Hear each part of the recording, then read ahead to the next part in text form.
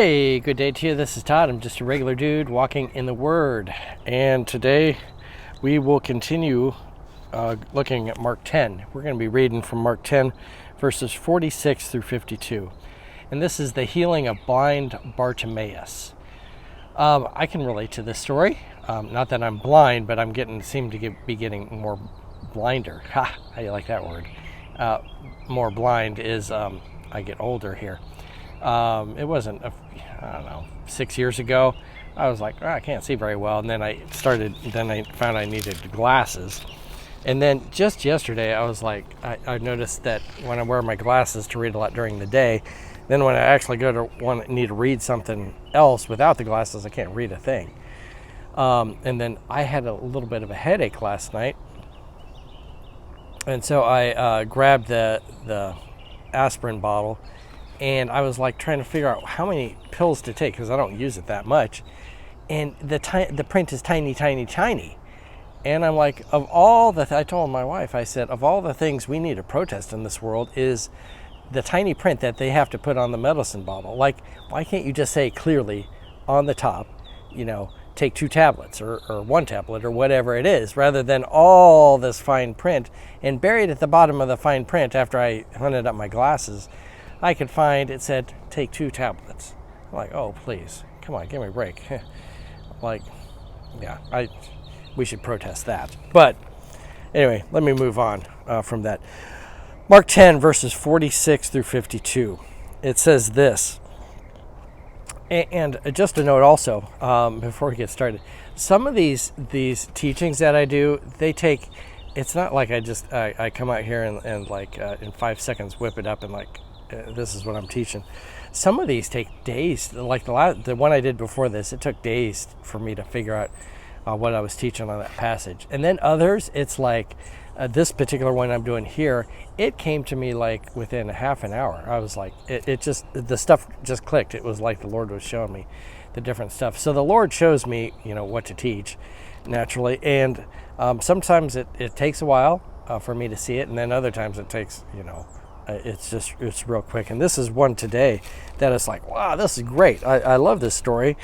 And this could be a sermon that you could do later on that could be much more in depth. But I'm kind of skimming over this story, but there's a lot of stuff in it. So, verse 46, it says this, then they came to Jericho.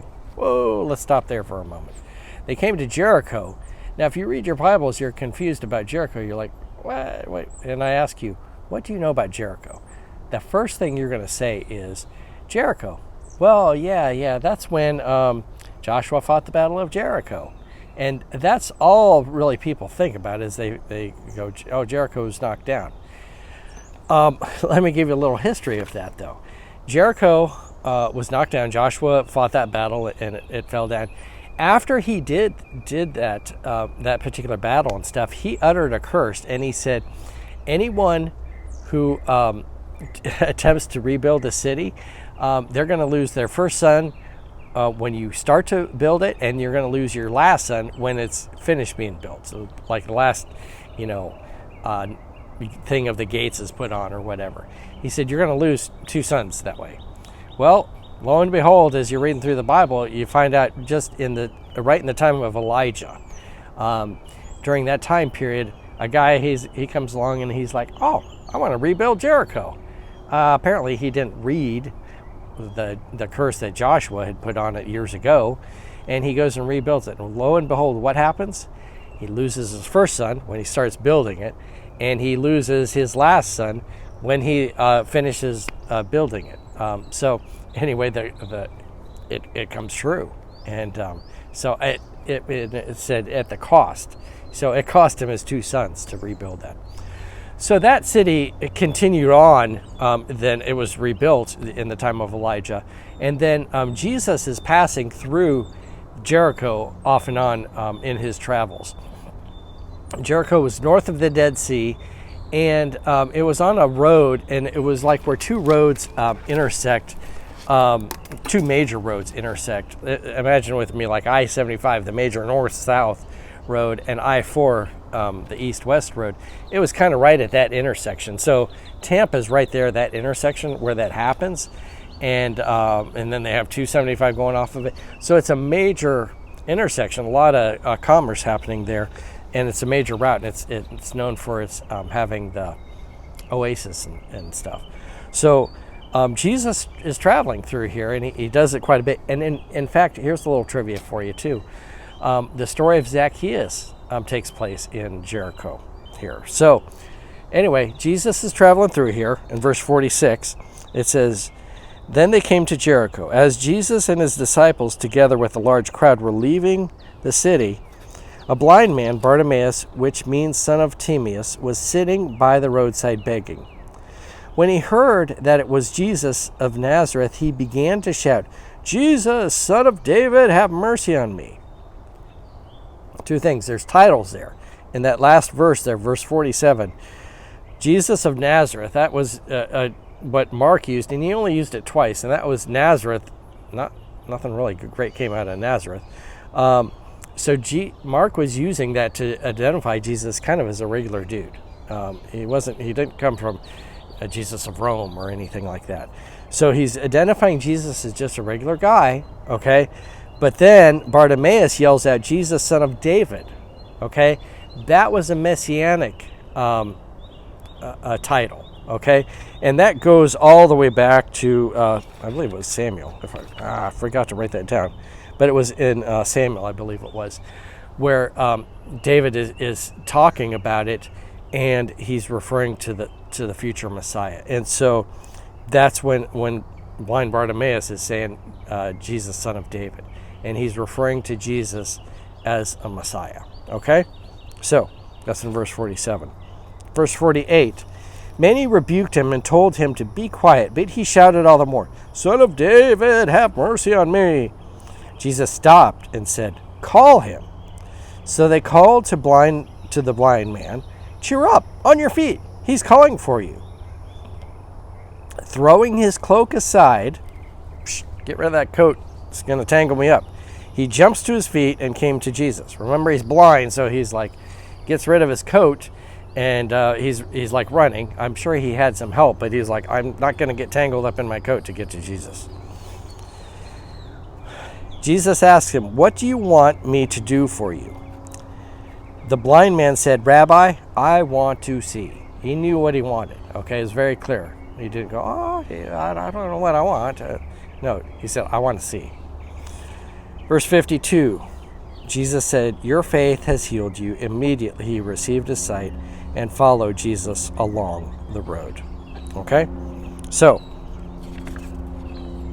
I want to point out today 6 characteristics of blind Bartimaeus. So you're asking me, what can I learn from blind Bartimaeus? Well, you can learn 6 things, okay? 6 things is what you can learn from blind Bartimaeus.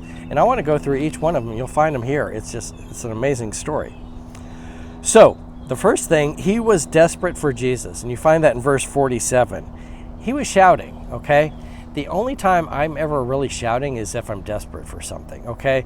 So if I have the kids, they're out, playing in the yard or something like that, and I'll go, hey guys, don't go out on the street, okay?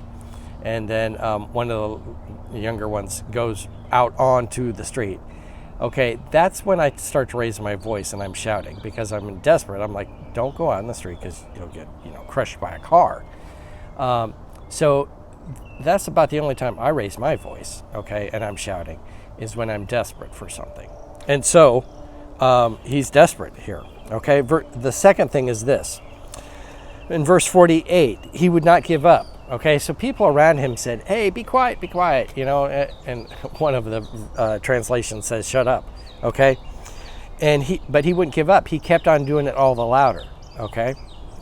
So he wouldn't give up. This is the second characteristic of blind Bartimaeus, which would be good for us. The third thing is this. In verse 47, he knew who Jesus was, okay? When he called out to him, he said, "Jesus, son of David," which was a messianic title. He was giving him the messianic title. He was calling him by that title. So it wasn't like it was a guy walking through town and he was like, "Oh, I wonder who this guy is." He knew this is Jesus, this is the Messiah, okay? Fourth thing is this. and this is taken from verse 50, he threw all the things away that would hinder him getting to Jesus, okay? So when he is called by Jesus and the people say, hey, come, Jesus wants you, he threw his coat off. It says he threw his cloak off, okay? He wasn't going to get tangled up in the coat trying to get to him. Remember, he was blind still. So he was like, I don't want this coat. I don't want to get my legs all tangled up in my coat. He throws that away and he's running to Jesus, okay? So he threw everything away that hindered him. There's a lot of things that hinder my walk with Jesus, and I need to get rid of those things. The fifth thing is this. He knew what he wanted. He knew what he wanted. And that's from verse 51. Jesus says, what do you want me to do for you? And the blind Bartimaeus, he simply replied, I want to see. He didn't add a bunch of other things to it and said, oh, give me $50 and all this. I want to see. He knew what he wanted, and that's what it was. And then the final thing is this. A very important thing. And from verse 52, he had faith. Jesus healed him, and Jesus said, your faith has healed you. Okay? So those are 6 things that we can learn from blind Bartimaeus. I'm just going to go through them real quick. First, he was desperate for Jesus. Secondly, he wouldn't give up. Thirdly, he knew who Jesus was. Fourthly, he threw everything away that hindered him. Fifthly, he knew what he wanted. And then the 6th thing was he had the faith. All right? Those are things that all of us should be wanting in our lives, just like blind Bartimaeus. So anyway, I'm going to try, and if I remember, I'm trying to try and put them on the notes on YouTube at the bottom there. So you can write them down, you can stick them on your mirror or whatever you want to do with you. But thanks for watching. I enjoy doing this every day and sharing with you guys. And if you want to leave comments or questions or whatever, you can email me, or do it really probably on the comments on YouTube, and then I usually see it that way. So thank you for watching, and I enjoy being with you, and we will see you tomorrow, as I'm just a regular dude walking in the Word. Blessings.